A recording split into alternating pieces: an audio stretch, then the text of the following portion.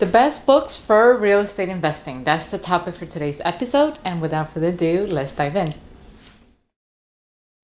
Hello everyone and welcome back to my channel. So in today's episode, I wanted to share 3 books that made a big difference while I was setting that mindset to become a real estate investor. So now these are books that are not only going to teach you strategies on how to actually become the best of the best in terms of real estate investment, but it's also they're books that are going to talk about mindset. How do you actually set yourself and make yourself ready to become that great real estate investor that you're looking to become? So first thing first, there's no surprise. Book number 1 is Rich Dad Poor Dad. And the reason why this book makes such a big difference is because, one, it changed my way of thinking. So just to tell you a little bit about myself, my parents actually own a restaurant in Venezuela when I was growing up. Kind of like the concept of what I envision, who I will say it's a rich person because I actually went to school with rich kids. My parents managed to save enough to really afford a great education and for their kids. And basically, I was sent to school with kids whose parents were actually doctors, lawyers, and stuff like that. And all of a sudden, my dad, I was like, oh, he owned a restaurant. He's no different than any Chinese restaurant owner that you will picture here in the U.S.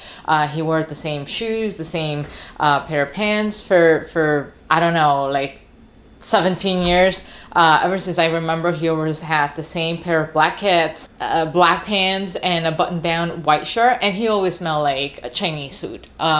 So in my mind, he wasn't really like someone who, sadly, I will aspire to become. Now I actually take great pride on them. But back in the days when I was a teenager, you don't really know. You kind of like wanted to really fit in, right? And so I did everything to become the opposite of who he was. Well, he is. He's still alive. Same thing with my mom, right? And so they were extremely frugal. They were always saving money for something. No vacations whatsoever. No fancy stuff. Always the basic, right? So when I had the chance to come to the state, I did completely the opposite. I put a lot of money on my credit cards. I spent on the latest design jeans. I spent on the latest pair of design jeans, Michael Kors bags, the expensive watches, anything that you could ever think of that will make you kind of like look expensive. Mind you that my mom used to joke around. I had this like very expensive Michael Kors pocketbook, and when you open it, it was only like less than $5 in it. Like she used to think, oh, it's kind of ironic that you have such an expensive handbag, but there's no money in it, right? So when I read Rich Dad Poor Dad, I realized that I was the poor dad. So I was extremely intellectual, kind of like his poor dad. I went to school, studied business, and then pursued my MBA. And I was this very quote unquote well-rounded individual, highly educated, had a nice job, 6-figure salary. But in reality, there was no money left in my account. As much as I will make, that's as much as I will spend. I had a very expensive lifestyle. And so when I read this book, I was actually recommended to me by one of my mentors. I had a career coach when I was back in school. And then he said, I don't think I've ever seen you wear the same clothes twice. Every time you came and visited me, you always had something different on you, which is kind of difficult to explain since you're a student. Students typically, you're broke, right? You have all of your money spent on your education. So how did you afford to get that much money? And then he said, I'll tell you what, how about you read this book, Rich Dad Poor Dad, and you tell me what you think. And that completely changed my whole mindset. So it made me realize that my parents were always the rich dad. They did not spend money on things that would not give them anything back. So a pair of designer jeans, other than satisfying that nice moment of happiness, it was only an instant gratification kind of thing, but like that jean will not replicate your money. So my parents knew where to put their money to make it grow, in essence. And they save enough money. They spend 10 plus years, I would say about 20 years, being extremely frugal until they saved enough. And that's when they decided to invest in real estate. And they had brought me on board to help them invest their money. If you want to learn more about how I did it, here's a card right here that you can check it out, how I actually started in real estate investing. And that was by using my parents' money and making it grow for them at the time. So eventually my dream, I watched a lot of HGTV at the time. So what I wanted to do was to buy this big house and live in it with a nice pool, nice expensive kitchen, basically everything top of the line. And then I realized that thanks to that book, that was a poor kind of like mindset to have, because that meant I will be basically slave to the house. And a house is not an asset, just like he was saying in his book. And so it's only an asset if you can actually turn that house into something that's going to give you money, some sort of like passive income. And so the way I had in mind, the way I used to see a house was something that I will have to always work and pay for it. It never ever occurred to me that, hey, if I, let's say, buy a house, but then instead of buying a single family, I can get a duplex, then I can rent out the other side, and then that rent that's coming my way is going to help me cover the mortgage. So even if I were to lose my job, I'll have some sort of income that's going to cover or at least take care of part of the mortgage, and then that will be less of a pressure on me. So that's when I started realizing, okay, so a house is really not an asset. Then what else? Then eventually he went on and talked about a lot of different concepts. He talked about make money work for you, right? So then also another breaking moment for me. I realized, wait, all of this time with all of my education, all of my masters and my special certifications and stuff like that, career-wise, how can I actually make money for me? Because this entire time I was working for money. If I didn't show up for work, I will not make money. And I didn't have anything that was coming my way. I didn't have anything that was flowing my way that, let's say if one day I decide to not go to work, what's gonna come my way to help me cover some of my expenses. So I learned that anything I was buying, shoes, a nice expensive car, and then eventually the willingness to save to buy my own place didn't necessarily translate into income flowing my way. I was like, a car, unless you rent it out to an Uber, right, or a Lyft driver, that's not going to become passive income for you, because if you stop working, then hey, guess what? The car is going to go away, and that sort of thing, right? And then another lesson that I learned from reading that book was the fact that you own a business, that doesn't necessarily mean you're financially free. So he goes over, not in detail, there's another book that actually covers that, but the whole Cashflow quadrant, and how if you're in a business owner quadrant, it doesn't necessarily mean you're free, because the whole idea about having a business is that you can actually step away from it and still make money while you're not there, because you have systems in place, so to speak, that it's gonna make it work automatically and buy you time to do other things that are actually worth it. So that's in a nutshell what the book covers. I highly suggest it. I highly recommend it. You can do it either, through Audible, like I mentioned in this video up top. It will save you a lot of time because you can handle a bunch of other things while you're listening to that book, or you can just simply get a hard copy. The link is also down below as well, and you can actually flip through the pages and learn a lot more. Basically, my summary doesn't really do justice to what the book covers. It's mind-blowing. It doesn't really give you how-to steps on, this is what you should do to get started in real estate. It's just, he talks about a change of mindset, how that mindset got him involved in real estate, and how he was able to build a fortune on investing his money in real estate and buying real estate. And he actually got started because he didn't really have much money to begin with as well. And he was lucky enough to have two dads, right? A rich and a poor dad. And he just basically took the best of both worlds. And then he decided to build an empire based on that information. So that's the first book, Rich Dad, Poor Dad by Robert Kiyosaki. And so the second one that I like has nothing to do with real estate. It's more of a book that talks about mindset and talk about business in general as a whole. Everything around you is impacted by the way you think. And that book, it's 7 Habits of Highly Effective People, and it's written by Stevie Covey. And so he has this 7 rules, right? 7 habits that people, if you follow those, you guarantee, or at least for the most part, you become highly successful. Like, those are the habits that you have to put in practice and make it part of your routine, and become someone who is actually highly efficient in what they do, successful. So out of the 7, there's one in particular that really resonated with me, mainly because I already put that in practice, and I didn't realize that I was actually doing it. So like when I found out, I was kind of like giving myself a tap on the shoulder, so to speak. And it's actually called Begin with the End in Mind. So the way I view it is more like begin with the goal in mind. So if you have your goal, how can you make that happen? So that was always my vision to get things done. I will always visualize, okay, I want to do this. I want to have 24 properties.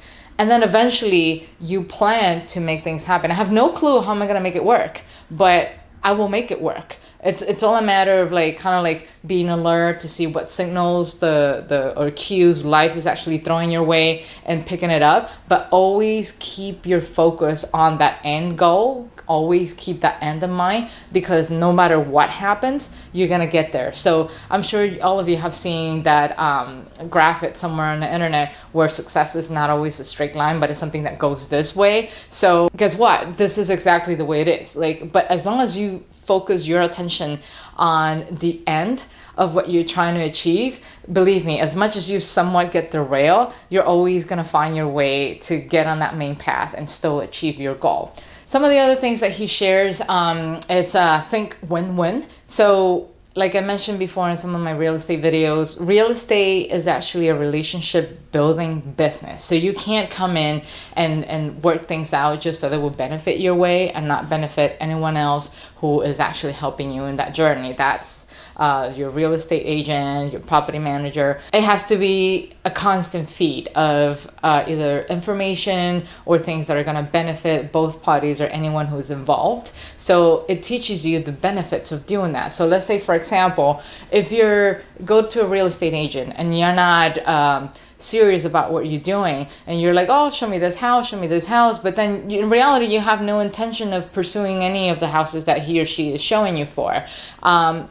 Yes, it's educative for you because it's helping you take a look or kind of like get a sense of what type of inventory it's out there available in the market. But what is a realtor gaining out of it for you? Yeah, they're doing all of this research basically for free. You're taking away their time, valuable time that they're devoting to you, when they can actually use that time and give it to someone else. So that's just one particular example, and how fast you actually take things to turn around. So for example, if you go to a bank and you say, hey, I want to close on this property, and how much is it? So the bank is getting stuff ready for you. They're working on the legal stuff, the documents, or requesting you for documents, so that way they can start like crossing any item that's on the list that they require in order to get you approved. But then you're not giving them anything. You're not providing them with a copy of your taxes or your pay stubs, and anything that is required on their end to get things done so they can help you. So what's really the incentive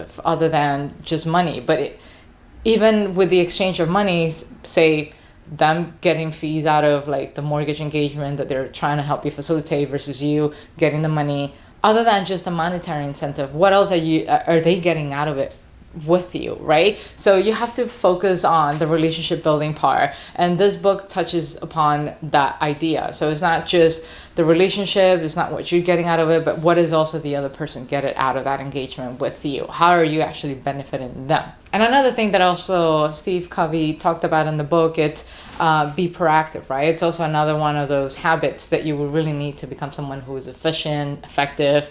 And why be proactive?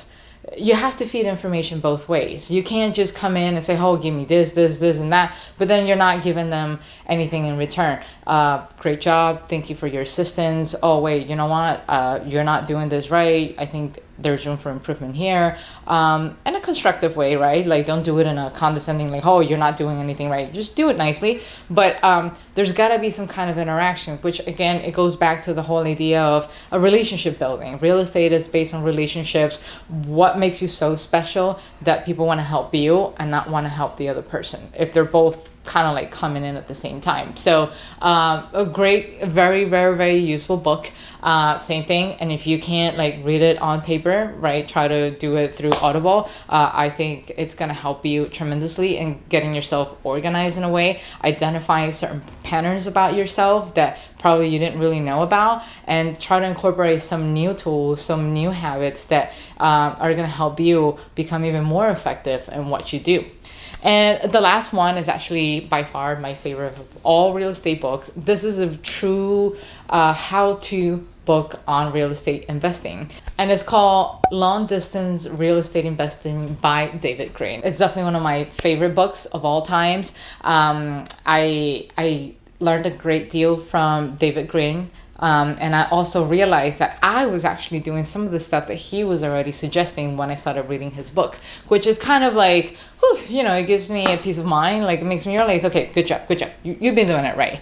And so a little bit about David Green. He's actually a retired cop. He started doing real estate investing when he was a cop. And he discovered something that was mind-blowing at the time for him. He started leveraging technology, and so he didn't started investing in real estate properties behind his backyard. He went long distance, so he leveraged different tools, separate tools like DocuSign, like the ones I already shared with you in some of my videos. Google Earth, Google Map. He teaches you about how to even collect rent without necessarily going in all the way into the property and be able to collect the cash or the checks. He's great. And so I actually realized that, hey, some of the things that he was talking about, I was already implementing. So DocuSign is actually one of them. And it gave me a peace of mind that I was actually not going down the wrong path. He also teaches you a lot about different calculations, and how you can actually measure what's going to be a good deal versus a not so good deal and stuff like that. And then he went over a great extensive, and he also covered to great extent all of the questions that you can possibly have about funding. He explained why certain banks want you to keep your lending at a certain level, no more than 4, maybe 10, what happens behind the scene after you sign a loan, how does it get sold to another investment, and yada yada. And then he even teaches you how to pitch to a bank whenever you hit that mark, or whether you're a new investor or not. He teaches you word by word what to write in an email, how to approach a conversation, what to tell the lender, so that you become someone who's actually appealing to that lender, and show that you're applying a win-win situation. Hey, you come in, hey, I'm coming in, I need you to lend me money, but in return, I'm gonna do this for you. And then it's not something that is undoable. It's something that it can be easily done on your end. So I really highly recommend this book. I think David Green at this point, he's retired from his job as a cop, and he does real estate investing full-time. I suggest you check his book out 100%. And again, if you don't have the time to actually read the paper version of it, there's always Audible, listen to it. I've actually listened to his book, no joke, about 3 times at this point, because every time I listen to his book, there's always something new I learned out of it. So that's it for today. The 3 books, the best books actually to my view that you can leverage in your real estate journey. And hopefully you find the content helpful and valuable. If you know someone who you think is going to benefit from this content, feel free to forward this video to them. And please don't forget to hit the subscribe button and the like button below. And without further ado, I'll see you next time. Take care. Bye-bye.